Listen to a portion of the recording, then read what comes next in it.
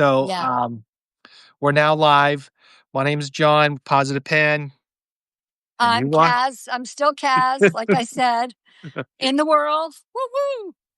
So we're waiting for our guest to show up, and I hope we can. Guest of honor, Yeah. Margaret Williams. She'll be here. She'll be here.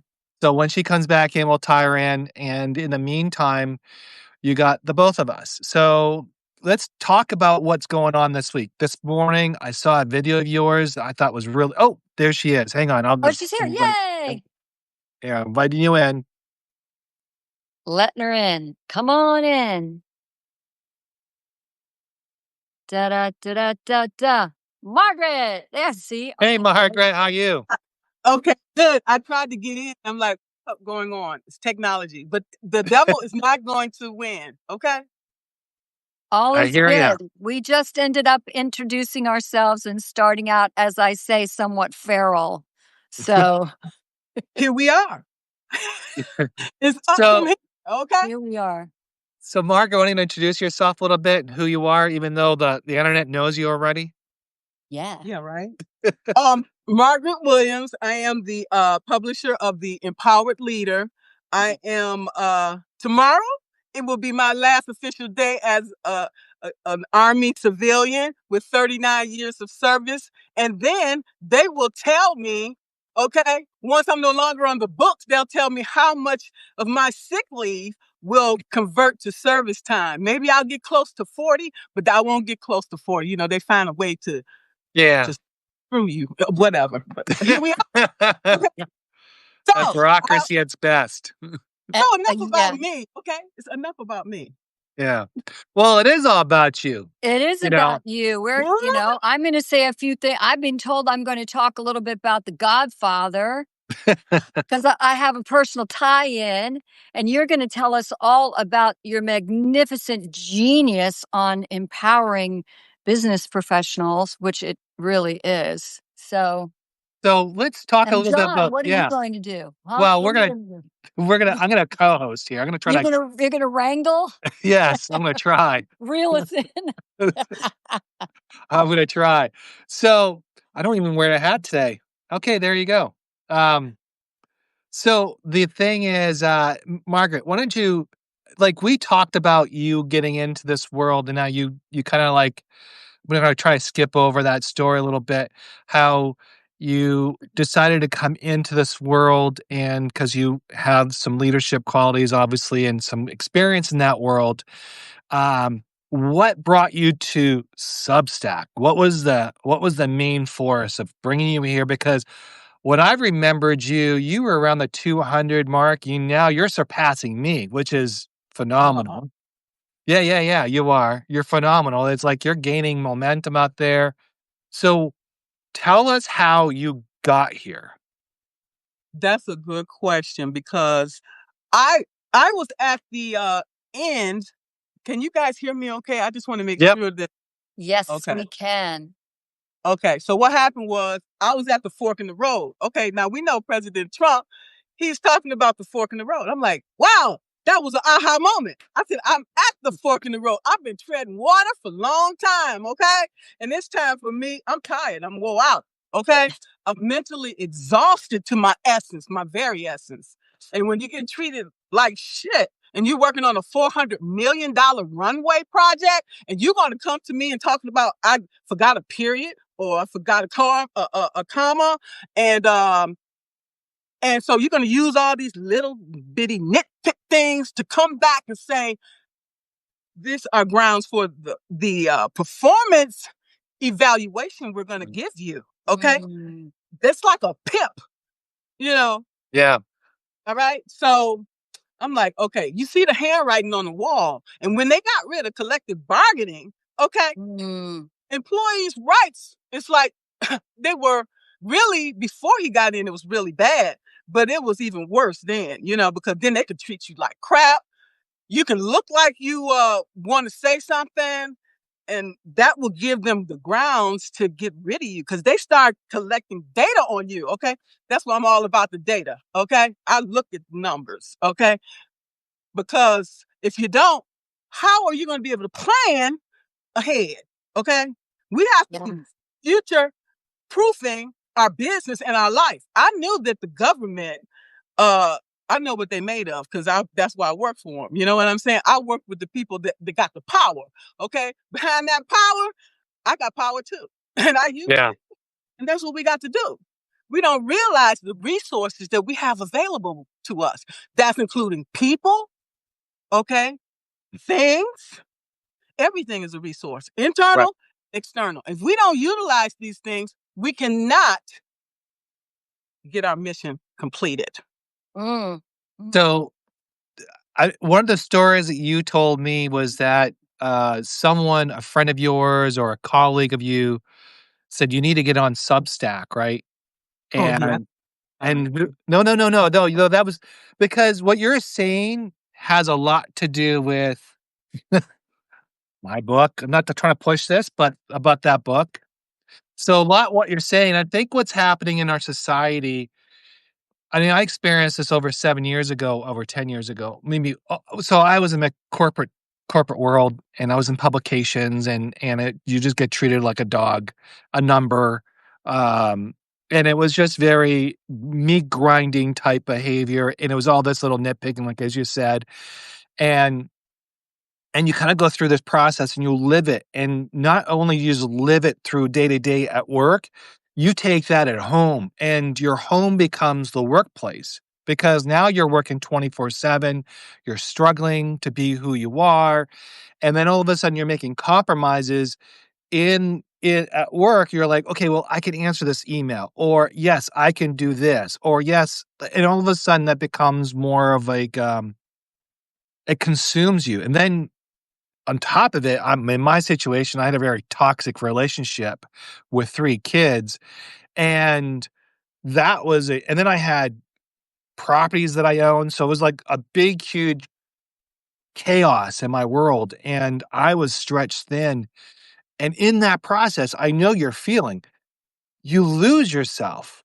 You lose yourself, and you don't know who you are, and you kinda hate yourself in some ways because you just don't know how to feel, you don't know how to please, you don't know how to because it doesn't matter what you do, because you know you have to have your job, you know you gotta take care of your kids, you gotta take care of your partner who's just toxic, and anything you build is really on pins and needles, and you just know it's gonna fall apart, and that's what happened to me, so I understand, so taking that out. Getting the out now where you can, that was probably the smart move. But I wanna talk about more about how you went from there to here, and now you're blowing up, which is awesome. Well, I don't know about that, but what I do know is that I knew that the end was coming of my Right. career. I could see the handwriting on the wall. I could sense, I could feel that the climate has changed. It was no longer the environment that was conducive On to the my wall. health. I could sense, Oops, sorry. okay, and also the fact that it was no longer serving my purpose, Right. my mission, my values. It was just the opposite, okay? Then I knew that it was time to go. I knew long before then, but I'm a creature of habit, and I didn't want to change because I know the Corps of Engineers. I worked for them all this time, okay? So, the devil you know versus the one you don't. So I'm like, okay, this is the devil I know, and I know what to, because growing up in a dysfunctional family, religious family, okay, the military just left one dysfunctional place and went to the other. However, our mission, when you look at the mission that we did around the world, building the infrastructure, when the levees go out, the Corps of Engineers, they call the Corps of Engineers. When there's emergency flood, they call the Corps of Engineers. Okay. Okay, so I'm like, hey, they got power. That's who I want to work for. And that's why I stayed. Because when you say that name, people look and people listen. Oh, you work for the Corps of Engineers. And so since I had such low self-esteem, that just boosted me up. Oh, I work for the Corps of Engineers. I work for the Corps of Engineers. People didn't give a damn until the flood come, because we had to go there with they said, Margaret, okay, FEMA is paying us. We went down in West Virginia. Okay, I forgot what year. It might have been 2015, whatever, whenever the floods was down there. They said, Margaret, you go out there with the contract. And I had worked with this contractor. We was slated to tear down 30 houses. Okay, these people grew up in these homes, Yeah. wow. And that was devastating for them, because once the water rises like above the outlets, there's nothing you can do, for real. That's and I felt for them people. And this one guy, he's like, ma'am, can you please let me go back there and get the pictures of my wife? She's dead and stuff like that. And I'm like, oh my God. And not supposed to do that, because life, health, and safety comes first. If you're going into an unsafe situation, you're putting other people unsafe too. And Right. I'm like, I talked to the contractor. I'm like, what can you do? What can you do? He's like, look, we'll do this. Okay. I'm like, okay. We went in there. The contractor went in there. I wasn't going in there. Okay. So, if something had happened, then I would felt responsible. But it's like, what do you do? So we went in there, got the man's belongings out of there for him, just for that one person. Because I'm like, I'm not going through this, because I'm not going out, because if you do, you can do a whole lot of good things in the world. You do one bad thing, it'll follow you for the rest of your life. Remember when you did this? My father used to do that shit to me. Remember you did this last year? You did this last year, so I'm not going to give you the $20. When you were 11, you did it. Okay? You're 40. When you were 11, remember when you did that? No, honestly, I don't. That's what happens with boomers. They'll never forget. They'll never forget a thing, and they don't ever let you go away. Like, they'll say, do you remember crashing my car? Like, I was 16 years old. What do you want to do? Well, I I did. love what Margaret says about the crossroads. And what I have adopted is that saying, when I come to a crossroads, I take it. That's a sign. Yeah. Signs, right? So in your engineering or core, what was the most, I want to say this, in 30 years or 40, almost 40 years, I'm sorry.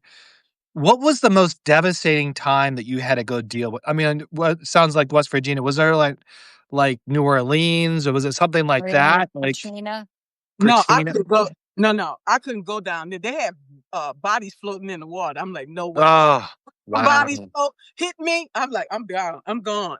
Okay, I don't. Yeah. Because offered me, I was looking at getting a job at that cemetery. With with all the veterans and stuff that Yeah. And I'm like, no, I don't want that job, because you can probably see spirits, coming to you and talking to you. Hey, I'm like,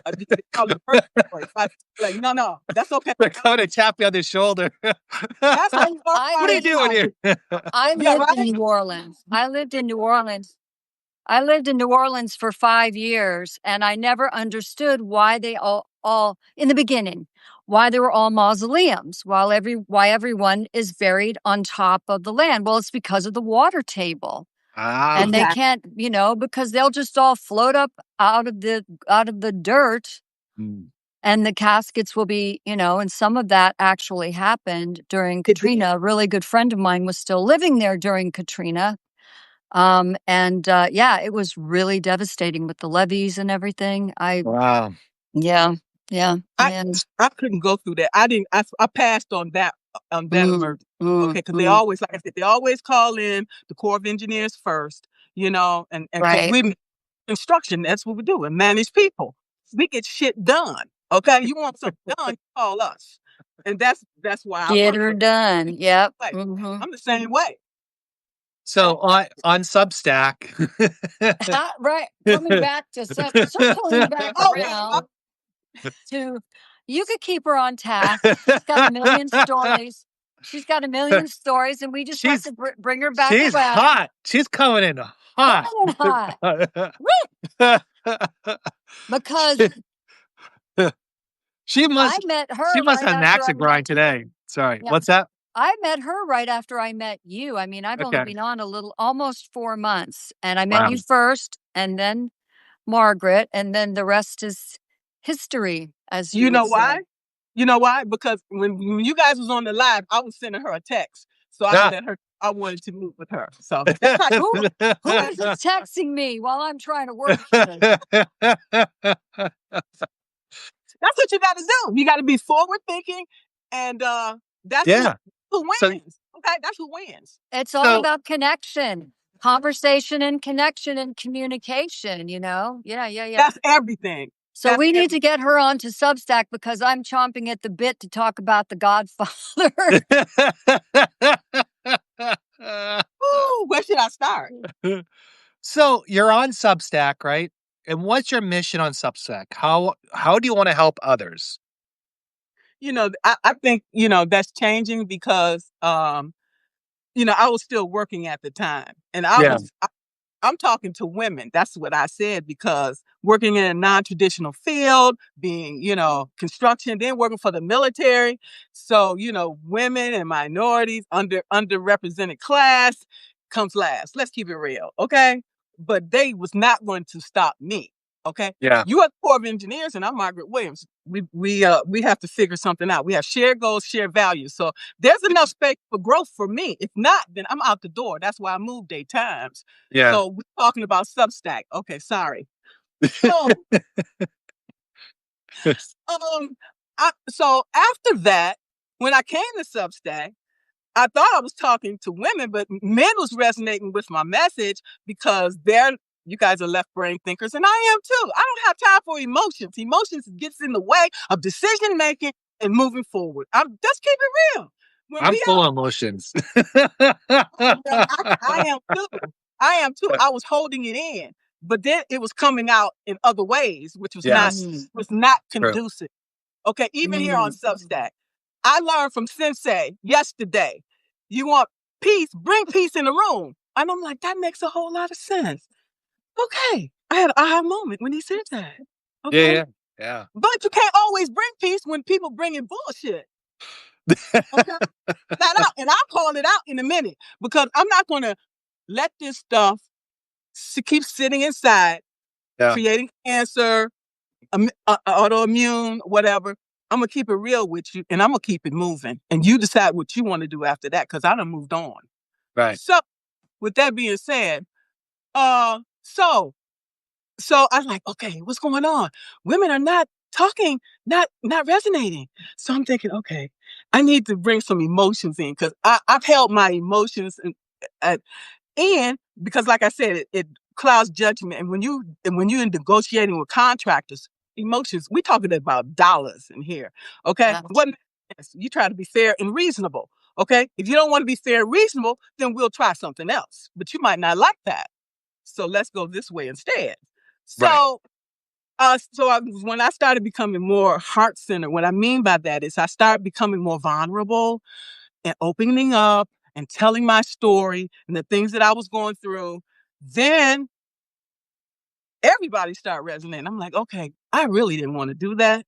A lot of things I would prefer to take to the grave, but that's the reason why I'm all screwed up. It's because your parents say, oh, keep it to yourself.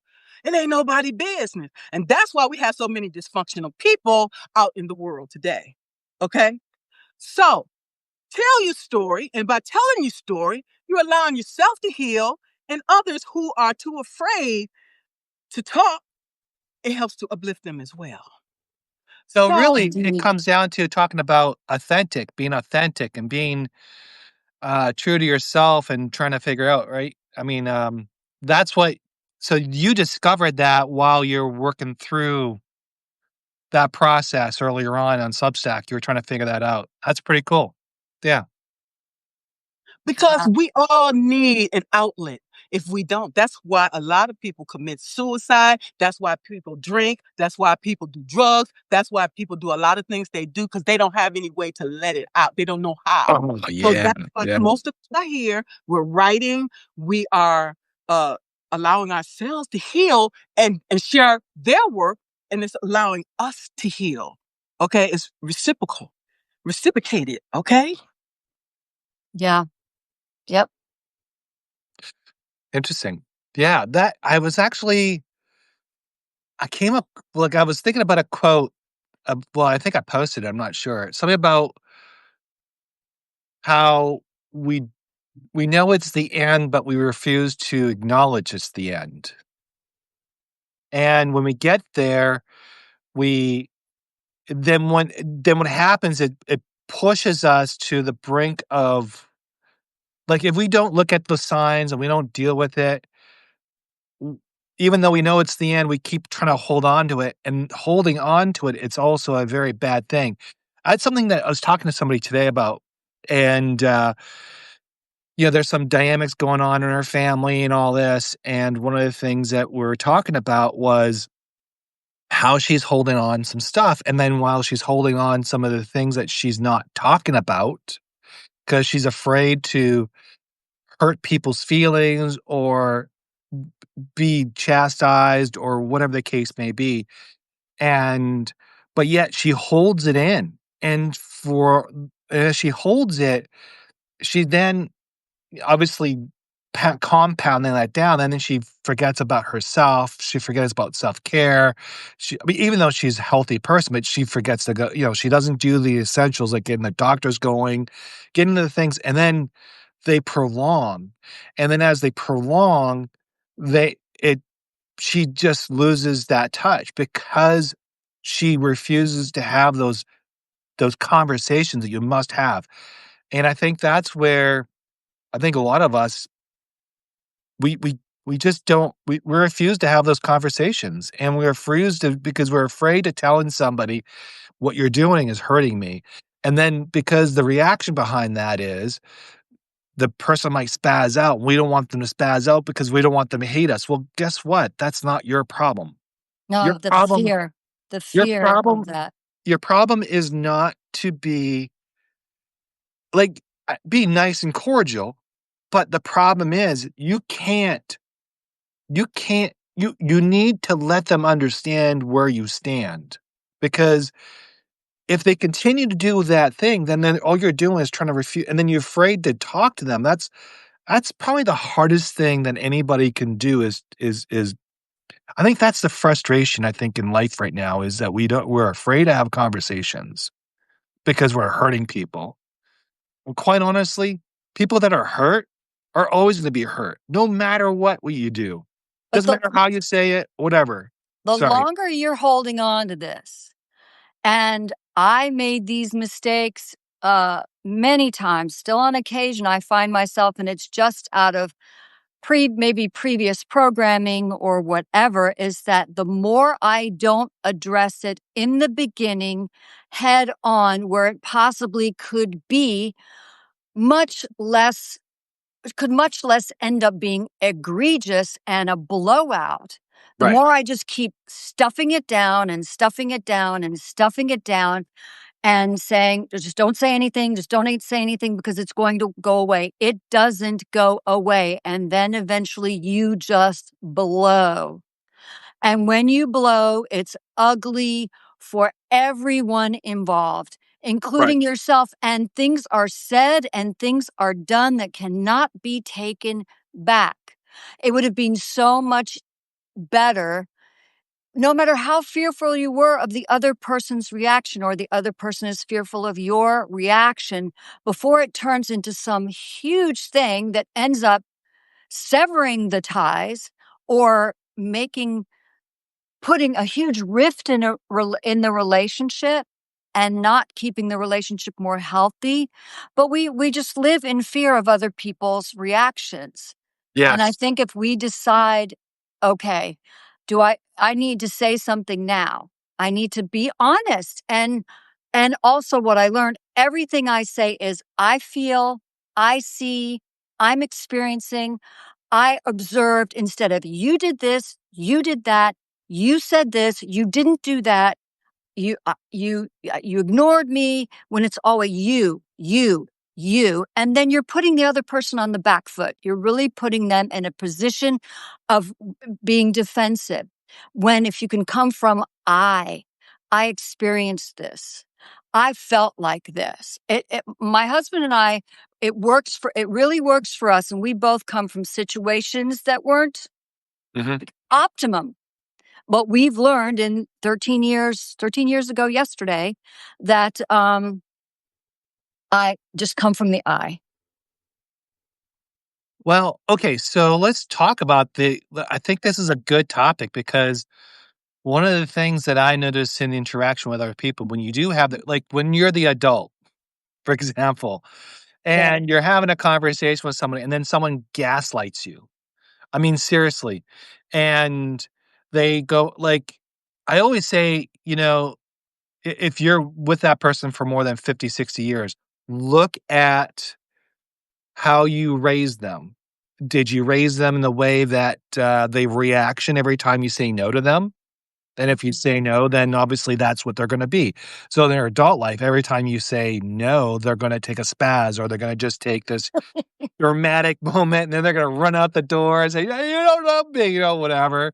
And or are you gonna be like this or is the person gonna be a lot more reasonable because you've took or the parents took the time to parent them, meaning in a loving way where when they're in the situation of having a conversation, they're not it's not an attack, it's not personal. I mean, I know obviously that's hard to do, but, um, looking at that. So my question is, when you got this person in front of you who is drama queen, and and I mean this in a very negative way because sometimes that's what we're facing.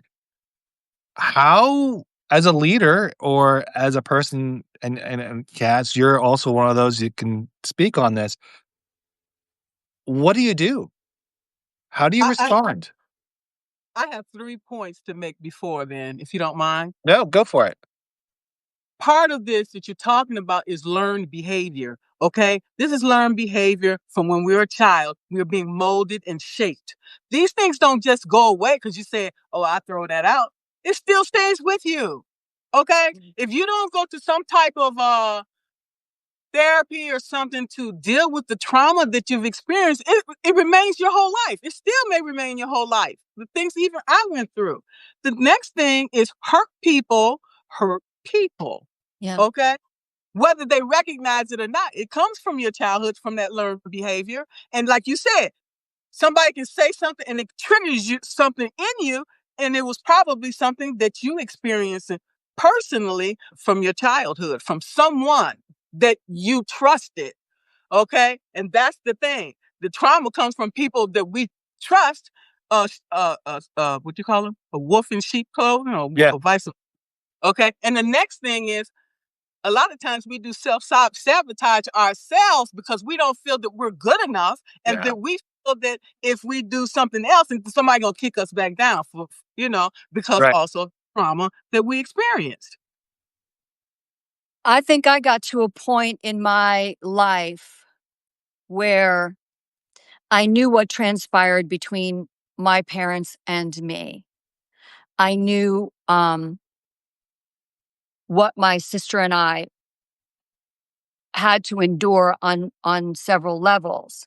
But I got to a point that I said, when do I stop blaming them and start taking responsibility for my behavior now?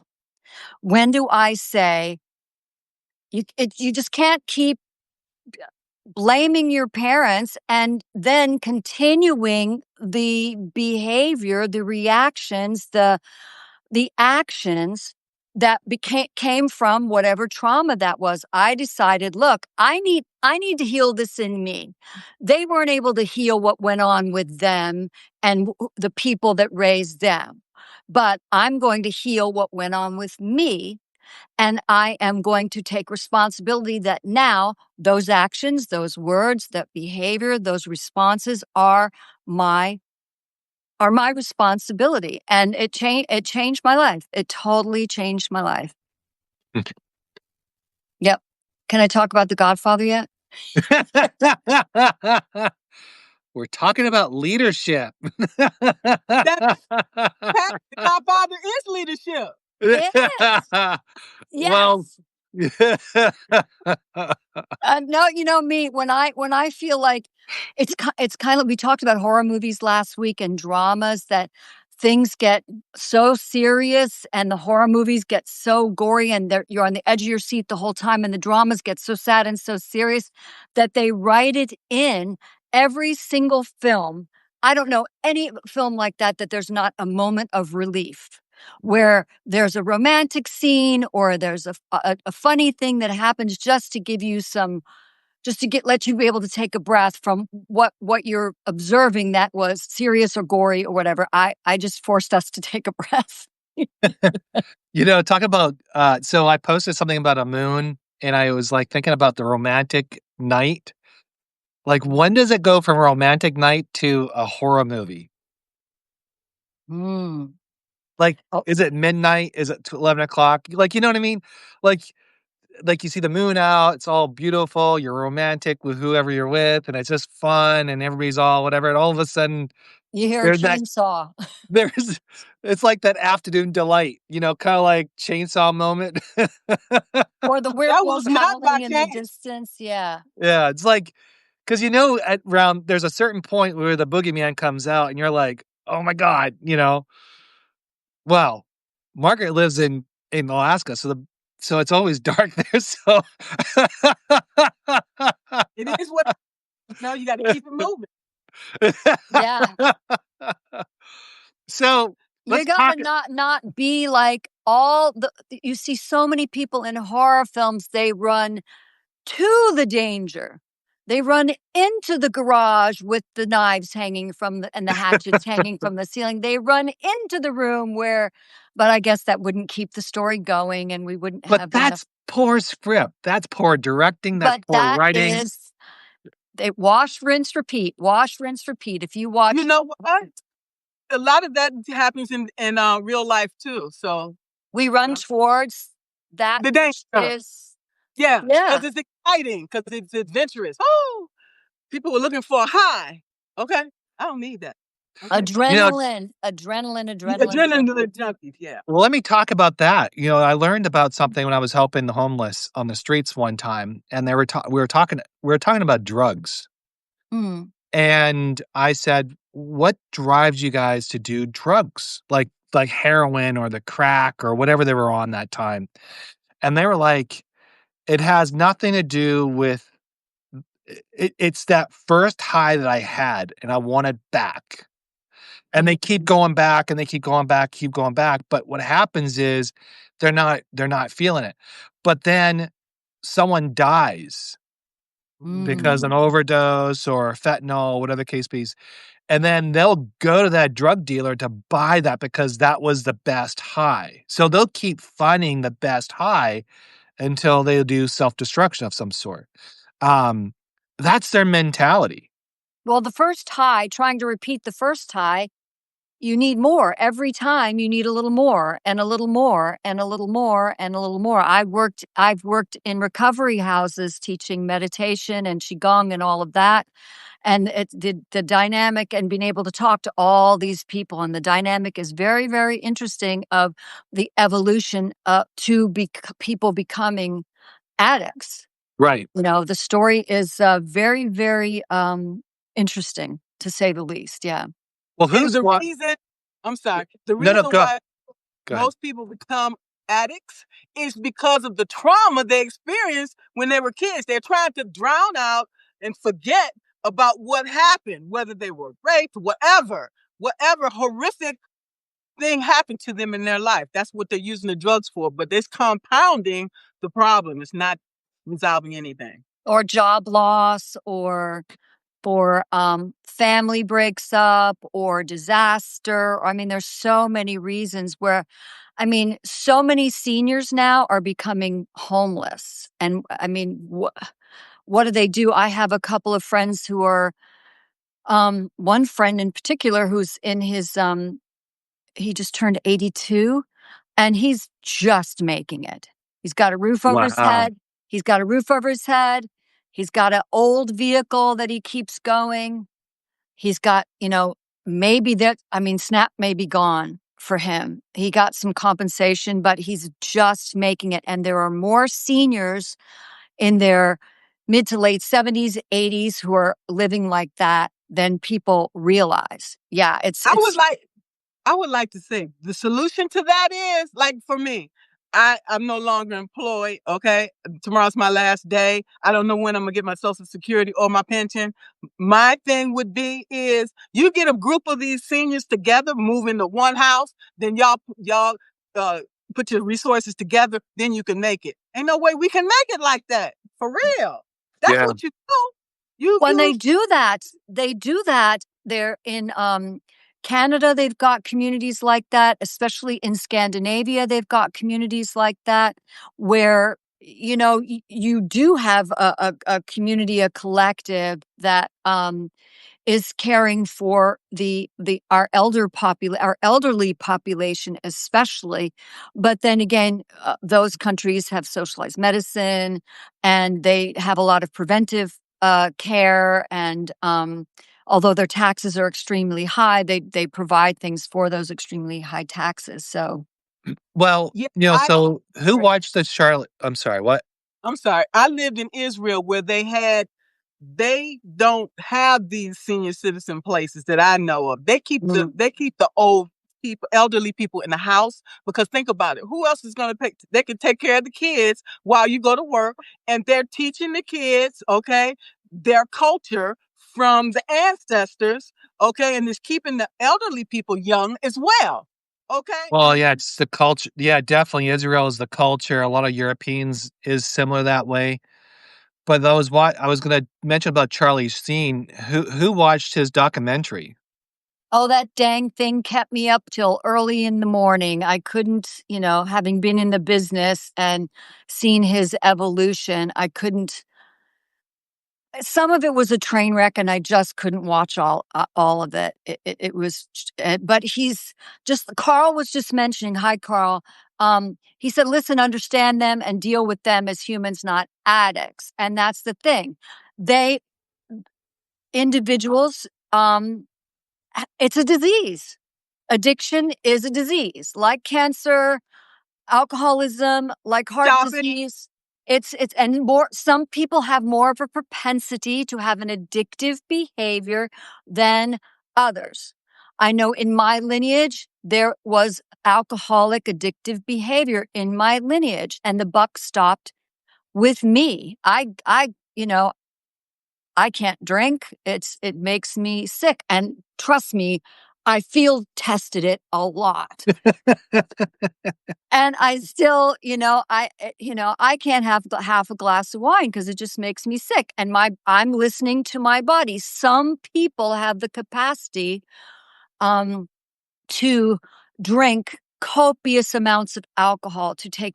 I mean, I lost several friends when I lived in New Orleans to heroin, and I never tried the stuff. It had no interest to me whatsoever. The hard stuff had no interest for me whatsoever. But we did the circle of friends. We were having fun. We were partying, but there were only a few on the fringe who were actually so hardcore, and he was one of them. And I left, and I think about 6 years later, he overdosed, and it was just. You know, he couldn't fight it, and it was a disease, and it's heartbreaking. Yeah. It's not. Can I talk about The Godfather yet? No, not yet, woman. Sorry. I just feel like I'm getting too morose. I have all this information. Like I said, I've worked in disordered eating clinics, and I've worked in recovery and substance abuse clinics teaching meditation. It was some of the most, and Qigong, some of the most rewarding work I ever did. They were so generous, and they were so desirous to heal. And I would teach class in a group setting just to regular people. And you know what? These people in these communities, it wasn't like they were relegated to do it. They attended of their own volition, and they just were the best students and generous students, because the clinic would pay me, but they would want to donate even more to me. And yeah, I just got goose flesh right now just thinking about them. Some of the So most beautiful stories. so when I look back when I was younger, our streets weren't that cluttered with homeless and people doing drugs. When I go to Vancouver now, I mean, there's a street called uh, Skid Road, which is Hastings Street. Yeah, Hastings and Pender, mostly Okay. Yeah. Hastings, yeah. So that had, I mean, when I was there, it was the Native Americans or Inuit, like the that group actually occupied that, and they used to drink a lot of wine and all that. But they were always taken back to Riverside for clinical Oh, yeah, reasons yeah, and things right. like that. When they shut down the clinic, that safe, because the cop station's right next to there too, by the way. It's the police station's right there. It's probably one of the toughest neighborhoods in Vancouver. But what happened was once Riverside was shut down and all the institutions were shut down, they all went on the streets and they became part of the street that Culture. we see today. Yeah. And living in the United States, I see a lot of the state hospitals shutting down, and they're beautiful state hospitals. They're very beautiful, they're tranquil. I mean, yes, there's issues with the state hospitals in the past, but I always thought that's how we took care of our people because if they're on the streets, that's a cost, not just to the city, to the police station, to the hospitals, to the social workers. All that is a cost. Now, I don't mean to just pick them up and discard them. That's not what I'm talking about. It's about caring for them in the same place so they have the right tools around them to move forward and hopes to grow.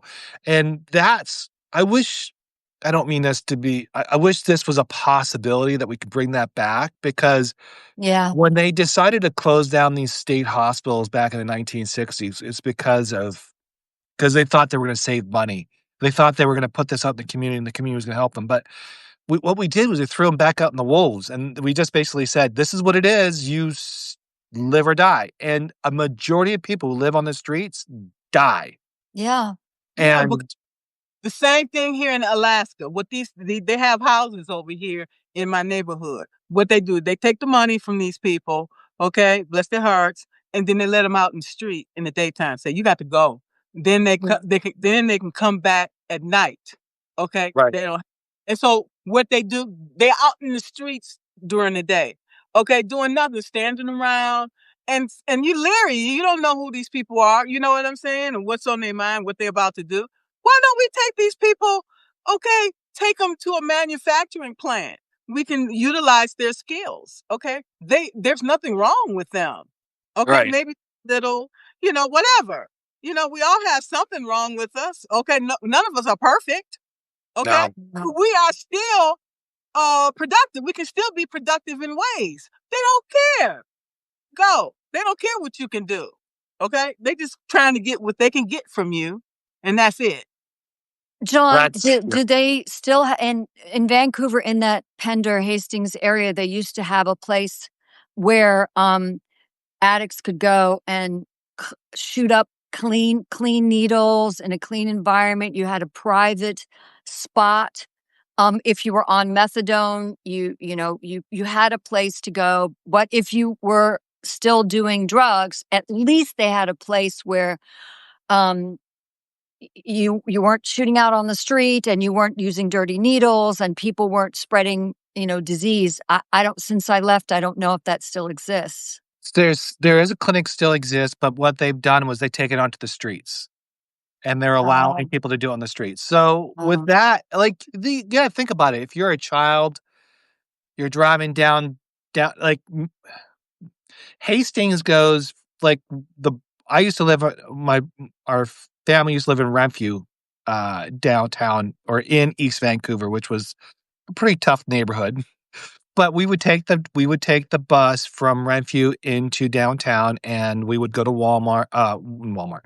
Woodward's, which was at a department store, which was kinda cool for Christmas and all that. yeah, And Yeah. talk about sidetrack. They had these little dic that I loved when the windows were all decorated for Christmas. That was the best time. yeah, So and I gotta write the story about that. Anyways, as I was as as we're driving down, you see Skid Road, and you're like, oh my God, like, and you're like, that seems like as a kid, you start pondering, you start having these discussions with yourself, kind of like, wow, these people don't work, kinda just drink all day, what kinda life that is. You start questioning it, and then you're like, "I really don't wanna be there. I don't wanna end up there, but, what happened this is where I'll end up if" like my mom would say, "If you don't really work hard, this is where you end up." Ooh, ouch. Yeah. Yeah, but You know, that was reality, but I mean, I'm you not can have sure. Do you think kids really get it if you're walking down the street with your little children and you see something like that? Do you think they get it, or do they say, "Mommy, Daddy, well, how come these people are on the street or living on the street or just they're just on the street all the time every time we come down to whatever area?" And it's not just relegated to that. I mean, it's spread out. You see, unfortunately, see homeless people everywhere. But are they thinking more because they're so children, especially when they're younger and haven't learned to color what they say for whatever reason, they're very inquisitive and they're very just, what blah. They'll say what comes to their mind. Why are these people on the street and why is that person dirty and what is that man doing? They don't know how to filter it at all. And well, we heard what the response was to your mom to you, but um yeah, you just how do you broach the subject of I mean, we don't all even know how people end up homeless, what the you can path is. you just one domino effect. You can lose your job, then you become an addict, and then you become homeless. It's real easy. It's real. Things happen real quick. Yeah. Yeah, yeah. That's why we need to be humble, modest, and why we need to show empathy and concern for other people because that's them today. It could be us tomorrow. Well, we're accepting. This is the when I hear the word tolerate, I'm tolerant. I tolerate you. I'm like, I accept because I don't want to just tolerate you. I don't want to just tolerate that person. I either accept them or I don't. But to me, I have to I can understand I have to tolerate the situation I may be in, but I don't want to just tolerate you. I want to accept you. right. I appreciate that. Yeah. Well, that's I me. mean we can't solve today's problems with I think what we did I keep going back to the days of Andy Griffin and those type of world, and I just I kinda miss those times where it was much simpler, the people were being taken like, we took care of our people, and we're not really doing that anymore. We're just kinda just Well, we from the time of Andy Griffith until now, there are billions more people on the planet. There are so many more people in the United States from that time until now. So, maybe it's gotten has it okay, maybe not. I'm this is I'm of so many minds about this. There are a lot more people, and has that made it harder for us to take care of all of us? Um, we're the Can I, we're the I know certain people say we're the richest country in the world. We're one of the richest countries in the world. We're not just the richest country in the world. And but to be one of the richest countries in the world, I don't want to get political. That is not my thing. Um, do we have the wherewithal in our strained budget to do more? That I mean, we have all of these meetings and all of these, things going on within our government that are happening all the time. And have we all along had the money to do this, but decided not to do this for whatever reason? I feel like I'm treading on very thin ice here. Yeah, I think I know what you're trying to say is that, we've, and, like, I don't wanna get into the politics side of things because I don't wanna go there, but the part of it is No. to really, understand that you know, why our resources are limited to Americans. Like, why are we not taking care of them? Why are we not being more, understanding and taking care of them more? And it just seems like we're spending money, but we're kind of like throwing money at something and nothing's getting solved. And it seems like it doesn't matter what leadership comes in, the problem never gets fixed. And that's what comes into about leadership is when you see, and I'm going to say a little bit of this, politicians, they'll say a lot of things, but do nothing. And a lot of things you hear about leaders, it's a leadership issue, really, when it comes down to it. When you have a politician that comes up and says, "I'm going to do all this, do that," and then all of a sudden they get in a position of power, like Congress or your local county or whatever, they turn around and they'll say, well, it's a lot more complicated than what you mean. And I'm like, no, it's not complicated. You got in there, it's saying you're gonna do X, Y, and Z. Now you're saying it's complicated and you can't take care of it. So you're telling me you lied to the people about taking care of these people because now you got in there because we got you elected, more or less, and now you're not doing any of the things that you promised to do. So I just find that every year when it comes to politicians, and this is my beef on it, they all lie.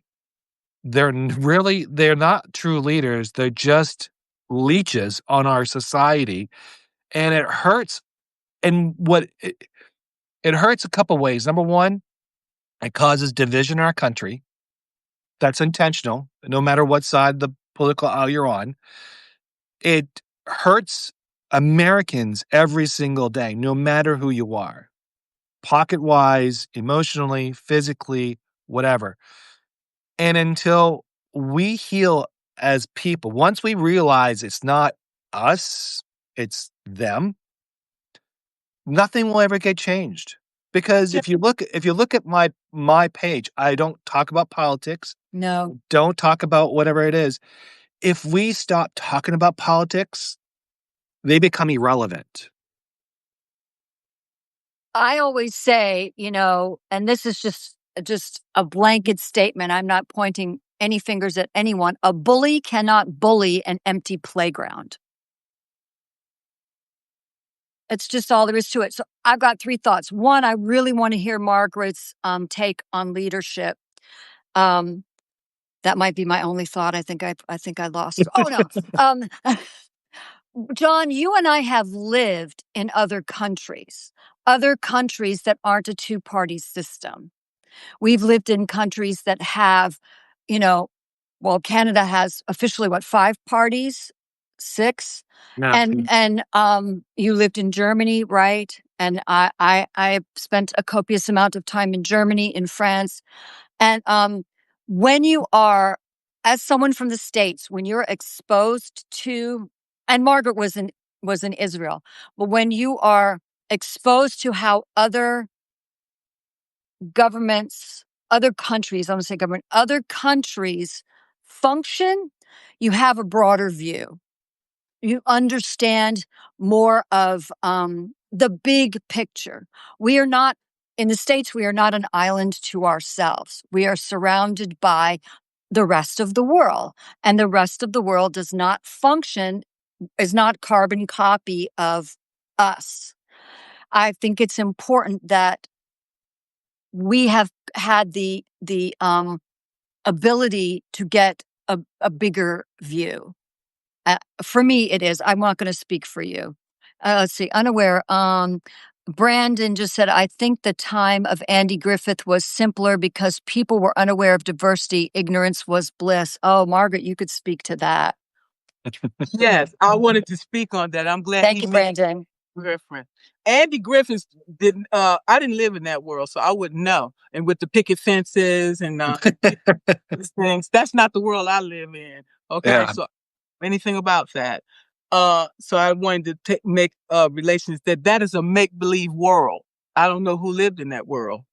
Okay, it was made for TV. It was to make us uplift our spirits, basically, but it didn't exist. Is that a problem though? Was that a problem to create a TV series to show what's possible? No, it gives people hope, and I think that's good, and that's what they want to do, and that's what we're trying to do now in the midst of all of this chaos. Is we're trying to create hope, okay, and joy for the people that are out there struggling, like me, and all the others that are out there struggling. Okay, we need that. We need the connection and community. But as far as the politics, think about it. The politicians have been corrupt since the beginning of time. Look back at history. You do that so you keep control. Okay? So yeah, we all have good intentions. My father used to tell me the road to hell was paved with good intention. He was the devil. So he must have knew something. So, yeah. So we have to do just the opposite. You know what I'm saying? Yeah, these people was probably pure in the beginning, but these politicians, they found something to corrupt them. Oh, we found a paper where you plagiarized. So you're either going to pass this law or we're going to expose this. Oh, we're going to tell your wife about the affair you had last year. They get you one way or the other. So they have good intentions at the beginning, but they find a way to bring you down and to get what they need. Okay? Let's keep it real. Right. And Andy Griffith, I watched the reruns. It was an idyllic existence with, Opie was very well behaved, and you've got the one town drunk, but it was a show that was about a world, but that was only for certain people. It was not a show. I mean, everybody watched it, no matter what color you were, but it didn't represent everyone on the planet. And that's where we are, we're working hard today that everyone is represented, in the country and on the planet. Would be interesting is to your new book, which I'm not going to. It's exciting because it's your take on a certain very important biblical story for you. Oh yeah, that one. But but I'm saying if you took Andy Griffith and put it in 2025, would it be possible? And how would it look? I mean, it would look like the Trailer Park Boys. Hey. Oh my gosh, Duck Dynasty or something like that. Well, I think, yeah. He said it. I didn't say it. He said it. The only reason I wouldn't watch it because I don't watch TV no more. I don't waste my time with that. Right. Oh wow. Okay. Well. Yeah. So, some news on the writing stuff. Yeah. So I'm about to finish this, and guess who edited it? I have no idea who edited it. KaZ. Well, John, sweetie, you did so much work already that you were and I've been editing books and screenplays and short stories for people for decades. I did television and film for a production company, and you came to me you had crossed your T's and dotted your lowercase j's. I'm telling you, you had really done the work. So you made it so easy for me. I remember I just had a few little comments, and I only one comment throughout the book. And that's between you and me. And it was the and. She does not like the and in my writing. Like, she doesn't want to start like and yet or and blah. She doesn't like to meet because she says it weakens the sentence. That's what she said. I said your copious and voracious use of the word and to start a sentence weakened the brilliance of your writing. So So, my response was that my response to that was, you remind me of my English teacher. She hated the word "and" all the I time. love the So word "and." No, I love it because it connects two parts of a thought. You know, I love it. And you love short sentences. Here we are yeah, into writing. You like to use the short sentence, and you prefer to keep your sentences short. My input was, but sometimes the thought in the beginning of the sentence, the first part of the sentence needs to be finished in the second part of the sentence with comma and it makes that sentence more potent. But, all I'll be fair enough. interested. Oh, thank you. Wow. I'll be Well, interested to see what I didn't. and I said, this is my opinion and we all have them. So,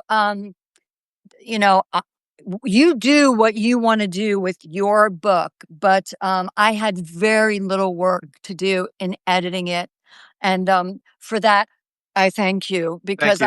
I've had to both as a video editor. My son and I have been in the studio just trying to make, as they say, what a purse out of a pig's. No, I don't want to say that. That's gross. That I had to take a mess and Yeah, turn it into something really relevant. And that's the magic of editing. right. And the magic of editing for video or film, the magic of editing for books. I've seen things be really turned around. I mean, an author who comes with 1,000-page book that you just want to take it and knock yourself out with, and then it ends up being a 300-page book that's just magic. You know. Yeah. So If the I've author can kind of let permitted. go, and I speak for myself too. So yeah, where we stand with that, we're in the middle of cleaning that up. I've got to fix that up, and it's almost ready for publication. The other one that I was working on was the Quiet Miracle. Now, this is Oh, yeah. I took the biblical part of Jesus' birth and I made it into a modern day scenario. So the reason why, so every year I create a story for Christmas, and last year was the Quiet Oh, Miracle. And it's usually like a 10-day leading up to Christmas so people can read it.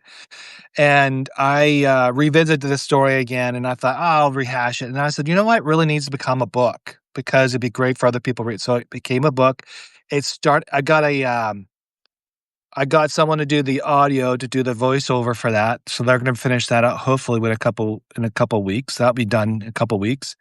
And once that's all wrapped up, then I'll be ready for sale. yay. Right now it's sitting on there live, but I haven't really pushed it. So there is, so those are a couple things. How about you? How about you there, Margaret? What are you working on writing or things like that? Good question. I just connected I just got on always had Instagram and Facebook. Okay. I didn't want to engage with the people that I know. Okay. Because you know what I'm saying? Yeah. Now I am retired as of tomorrow. I'm like, screw that. I connected my Facebook, my IG, and now I'm on Threads, and it's off the map. Okay, people are just following everything. I like, oh my god, I got to connect this to Substack. From now on, when I go live, I got to go live on IG.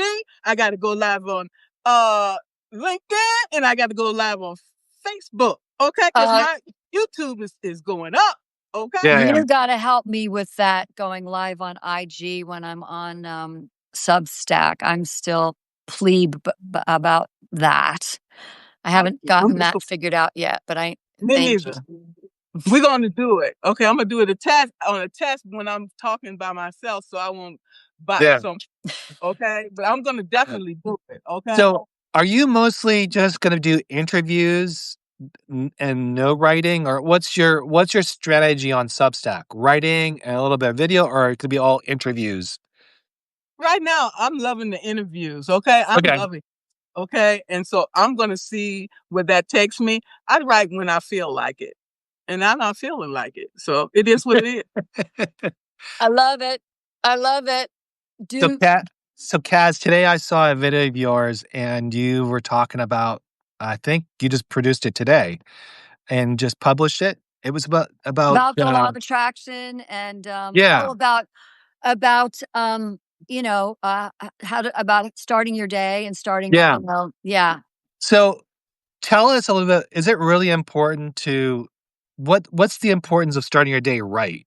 I mean, from On the front foot instead of the back foot, as I call it. Well, you know, I learned over many, many years of and a lot of studying and a lot of research. I'm a Buddhist practitioner. I follow Buddhist philosophy along with Taoism, and I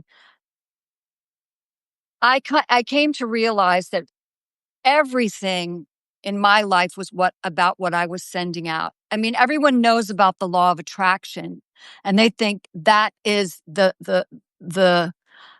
main attraction. But honestly, it's preceded by what you're sending out, what you're radiating into the universe. And when I realized that whether I'm interacting in my home with my husband or my son or whomever, once I step out of my house and I start we have little relationships all day long. yeah. They may be a minute, they may be 5 minutes, they may be days, they may be a lifetime, but we have relationships all the time. And other people have been affirming this, making these comments, affirming that this has been their experience too, is I smile all the time, and we've talked about that. I love to smile. I just, you guys are great smilers. I went to Russia and they told me not to smile because they think you're up to something. I will just smile at people.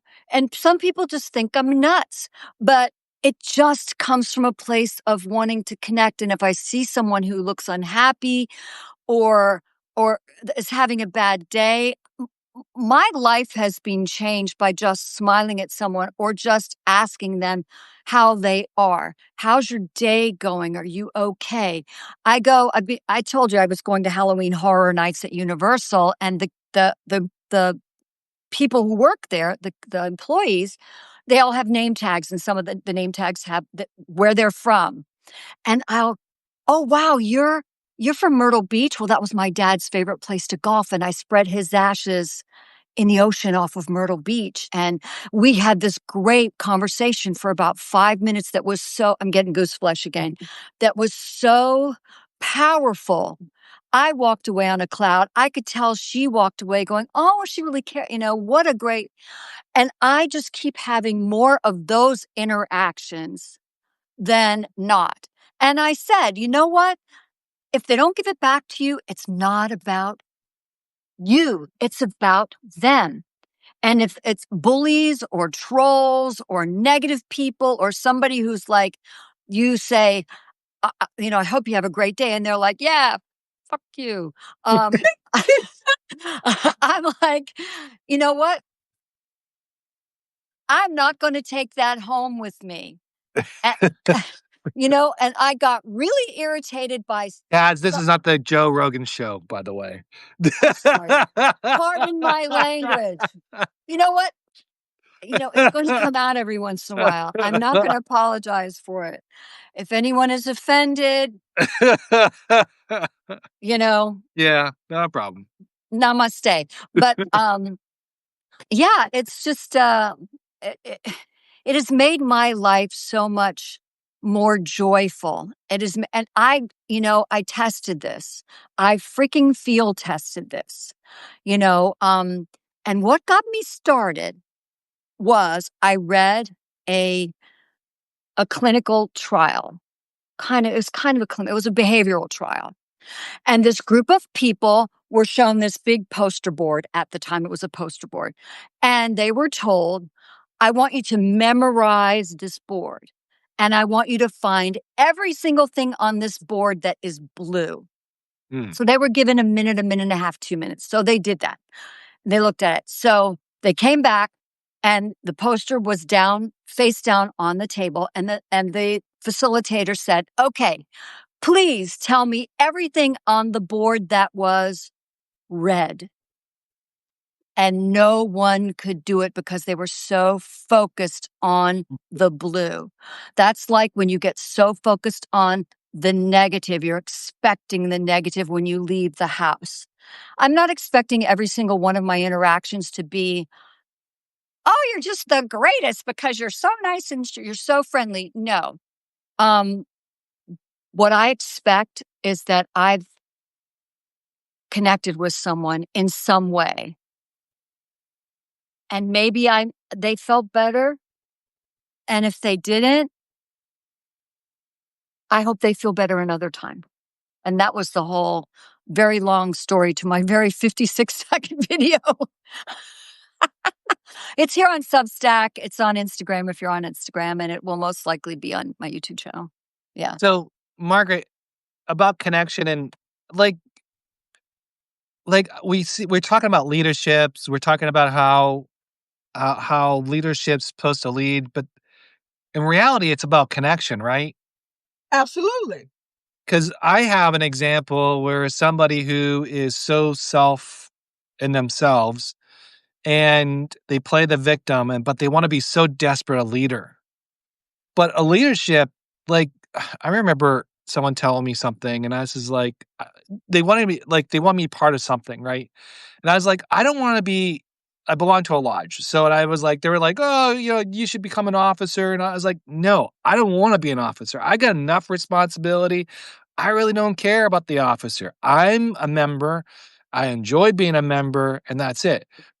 And but this other person, man, he would go. He wants to climb the ladder in the lodge per se, and it's like. But we were talking about leadership yesterday, and I was like, see, some leaders don't need the recognition to be something so that people respect them or find this gratification or something like that they're missing. Leaders just lead naturally, regardless of the situation. So, what is some of the traits of a good leader? One of the things, like you said, take the initiative. Okay, he wants to be a leader. Lead. Okay, what can you do from where you're at to lead from that position? And you do that well, then you elevate yourself up. So it sounds like this individual is desperate or they have low self-esteem, okay, insecurities. Okay, as a leader, I would take that individual, figure out what he does very well, okay, give him that. And as he builds his confidence, then he has to do like everybody else. You can't just jump the gun. I had to start from the bottom, okay? I was African American female, okay? They was not going to allow me to just jump to the top, okay? I had to jump through hoops with fire in it and everything else, okay? Tires and everything else. And still, I was held in that GS12 step 10 position for 14 years, knowing I would never be able to break through the glass ceiling in that organization. But I made that choice to stay where I was and stay focused and get to the finish line. That's where I made my mistake. Okay. But that's okay. Tomorrow's the last day. It don't make a difference. I don't have no lesson to learn from that, but moving forward. Okay. Yeah. Just moving forward. Don't look back, look forward. Okay. I All hope right, you're so celebrating that on Substack tomorrow, making your big announcement tomorrow on Substack that you're retiring because you need to be celebrated. Well, thank you. I appreciate that. I learned to celebrate myself because, when when I walked out the door, they didn't say thank you, nothing. My existence was it was like I didn't exist. No So, gold watch, no gold watch. nothing. No. Nothing. Not even a certificate. Okay? Period. So I'm telling you, celebrate yourself. Don't wait for external gratification from others. I got my gratification because I got my certificates on the wall that they're given to me by generals. Okay, I have the general coins. Although I can't take it to buy a cup of coffee, I still have it. And that's something that they can not take away from me. They can take everything else, but they can't take my accommodations. Okay. No, They can't take my absolutely not. degrees. They can't take my degrees. You can take the house, you can take the car, you can take everything else. Yep. Okay. Yep. Because when we leave this world, we're gonna leave with how we came, with nothing. Absolutely. So I got a question there, Margaret. If Godfather had a corporate headquarters or a corporate HR department, what would be the first policy be? Equal Oh, that's opportunity. hilarious. Equal opportunity for all. And I would love to. Equal opportunity for all. Yeah, Oh. yeah, I would work for him in a heartbeat. I'd be his number one assistant. What you need? I got you. Okay. All right, Katz. Would have What's your loved you. Oh, what? well, it's funny because we're talking about the law of radiation. Yeah, And anybody who's seen The Godfather, anybody out there who hasn't, you must see at least the first one, the whole thing. It's fascinating because it had a cultural impact. Mhm. And you see within that film and the subsequent films what they radiated, they attracted, all the violence, everything. They Mhm. got back what they gave. So, Mhm. info. Um Coppola almost got fired because he wanted a higher budget. The budget was 2.5 million by Paramount and he wanted a $6 million budget, but he came in under budget and he came in ahead of time, which was great. You said the cannoli scene. the colony. Yeah, let's The go for it. cannoli scene with Richard Castellano played Clemenza. Richard's wife had asked him in the beginning of the day to bring home dessert. So in that scene, he came up with that line. He improvised that line because it stuck in his mind about his wife asking him to come home with dessert. Leave the gun, take the cannoli, which is brilliant. Sadly, we lost him from heart attack in 1988 at 55. Paramount did not want Brando. No, They wanted Laurence Olivier and the classical actor, brilliant actor Laurence Olivier, but what a different film it would have been if it had been Olivier, right? yeah. Paramount didn't want Pacino. They wanted Ryan O'Neal or Robert Redford.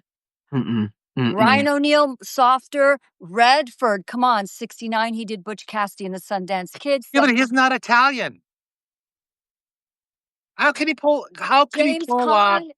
How James can he pull Caan off? wasn't Italian. Yeah, he looked like more of an Italian than Redford. Yeah, but Redford, Butch Cassidy and the Sundance Kid, then 72, he did The Candidate. And then he did The Way We Were in 73. The man was fine. He didn't need it, right? And for the cat lovers, you commented about the cat in the garden scene with Pacino and Brando. The cat was a stray on set who happened into Brando's lap, fell in love with him, and the rest is history. So, yeah. So, Margaret, what is your favorite movie all time? I love all the ones that she was talking about. All of the movies. The Godfathers? I love every last one of them. That was for real. What did he have in his mouth? They put cotton in his mouth? No, and I thought he did too, but he went to a dentist and had an apparatus made to make his jowls hang. So he did it the right way. He did it the Brilliant. right way. Yeah. Yep. Wow. That's cool. And you Okay. you just mentioned Robert Redford. He just passed away. Oh. He was He one did? of the best. Yes. You When didn't did know? that happen? Week. Last When that week. You were busy writing books. That's why you didn't know. he did? I didn't know that. 89. 89. Robert Redford, 89? He didn't look like 89. Wow. I gotta look that up. I didn't realize Is that. that going to be our shtick every week? We're going to talk about The Godfather? Because if we are, then I'm not giving my reveal this week about my connection to The Godfather. You can keep your reveal as much as you want. No, but we'll be talking about, I think movies have a lot of parallels to what we deal with every single day through life. There's experience. And I think some movies do depict some of the things that we're trying to overcome, some of the challenges, some of the things that we don't, it hurts. But sometimes a good movie helps us remind us about that. But I also remember one of my mentors was telling me about a story about he lost his wife. And he was young, and his like he was moping, and I don't mean that in a negative way. I mean that like he was in the dumps. It was really hard for him.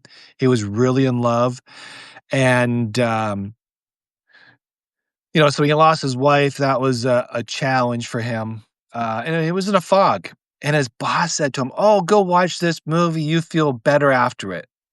And Ted decided to do that. He went to go see a movie, and but it didn't make him feel better. It made him feel worse because that was the worst advice you could ever give somebody to overcome a death, and that's not so movies have a place, but I don't think it's a solution.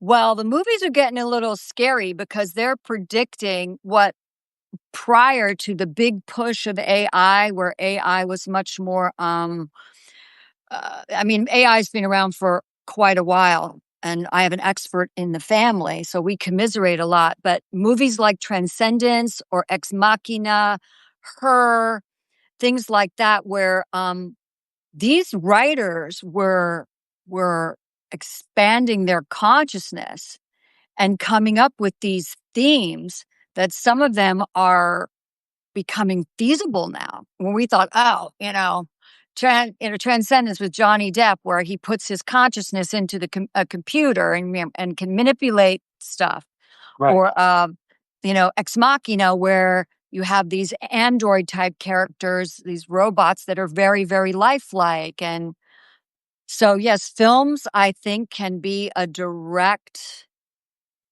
Well, a lot of them come from direct experience, from life situations, from history. And then a lot of them are writers just letting their minds wander. The one with Demi Moore, that was disturbing. And The Substance, yeah, we talked about that last week, right? The Substance, that was disturbing. Yes. I'm like, oh my God, what we do to try to be beautiful? Oh. Don't get me started. Don't get me started. So I got a couple more questions about leaderships and lifestyle. So anyone can answer this one. What's harder, doing your taxes or assembling IKEA furniture without swearing? Oh, that's easy for me. Well, which one? No, Margaret, you go first. No, go ahead. You got this. Assembling IKEA furniture. My husband does our taxes. And I think he's still using a platform which has been worked for us like a charm. I will not say it unless they decide they want to sponsor this live.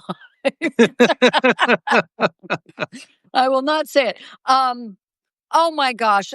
First off, I do not assemble IKEA furniture anymore, but when I did, you heard the word I said earlier in this little live? Yeah.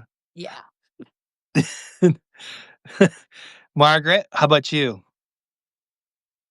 I'll pay somebody to do my taxes and IKEA furniture. I'll pay somebody to do that too, and I'll do something else. John? I pay someone to do my taxes, and I hate IKEA. IKEA furniture is not for everyone. No. All right. So some leadership stuff, okay? So Margaret, this is up your alley. So you got to help me out here. If your leadership style were a pizza topping, which one would it be? Pepperoni. Pepperoni. Why pepperoni? Because without pepperoni, it don't taste the same. Okay, it don't taste like it's okay, but I prefer with the pepperoni. Okay. Oh, whoa. That's an interesting question. Because I'm thinking I don't eat pizza because I can't eat gluten and I can't eat dairy, but if I have a non-gluten, non-dairy pizza, what would What does I that look like?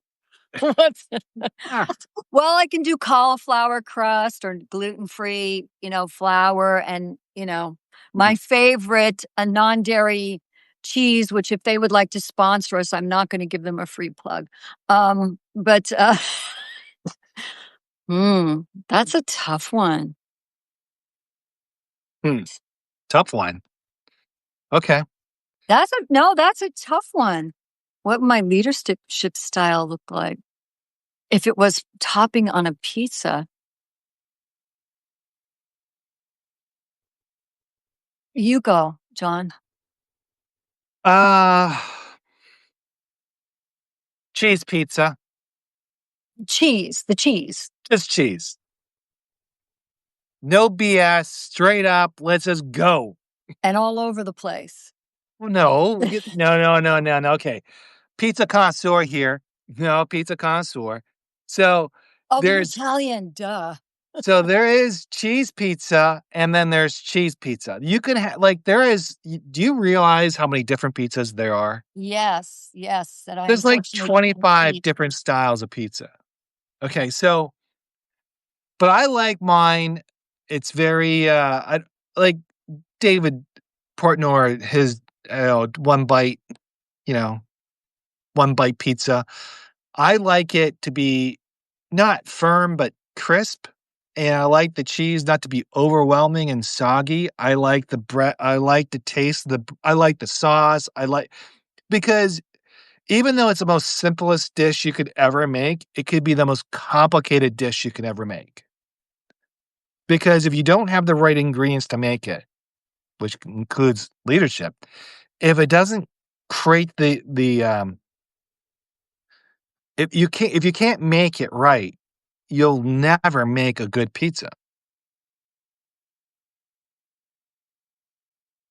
Pizza is a cuisine unto itself. Totally. Oh, I think did your John froze for me. John's internet connection, oops, is unstable.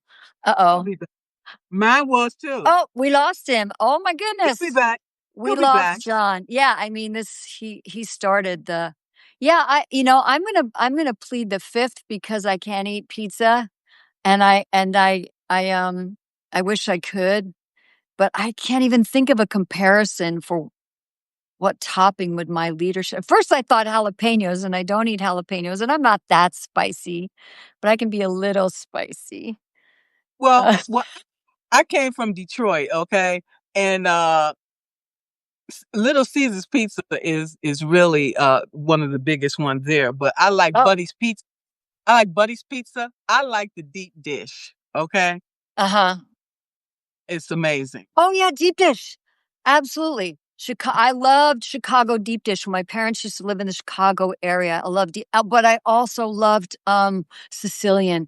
I love doughy stuff. I like anything that's doughy. That's why I was eating chocolate chip cookie dough way before it became a thing. I love mochi. I just love I mean, I know it grosses people out. There, he's back. I know it grosses some people out, like I love, tapioca pearls in bubble tea. But yeah, deep dish was if I was going to eat it, it's like I'm unstable now. Ooh. If deep dish is, or Sicilian was my absolute favorite. I don't know what's going on here. We're all I'm unstable. Margaret's the only one who's stable right now. I don't know about that. I seem to keep, my screen is freaking out. Well, maybe it came to its logical end. I don't know. John, are you there? Can you hear us? Oh, I love the Maybe heart. that's the sign. I don't know. That's a sign, and I'm big on signs. I'm very, very big on signs. John, if it's okay with you, I can't hear you, but it times me out. Okay. Well, John, I'm going to wrap this up. Oh, there he is. There it is. And All I'm right. I'm unstable now. I was going to wrap it up for us and say I think it might be a sign that it's time for us to hour and 32 minutes into it. All right, we got one more question. Then we'll wrap it up. Okay? All right. What is the funniest leadership lesson you accidentally learned from a toddler? Oh, you do you. You do you? I had a young kid say to me, "Hey, you do you." And I thought that was just, I'd never heard the phrase, and this was a while ago, Okay. but it had been in the lexicon of Yeah. teens at that time. Oh, he was like 4 or 5. "Oh, Miss KaZ, you do you." How That's about his you, line. Margaret? I haven't been around a toddler in a while, so I don't, I can't think. Okay. All right. Um, my kids taught me a lot. You know what? There's a lot of cool things that my kids taught me when they were younger. Aw. Uh, and I remember this story. I was so busy with the day-to-day stuff. And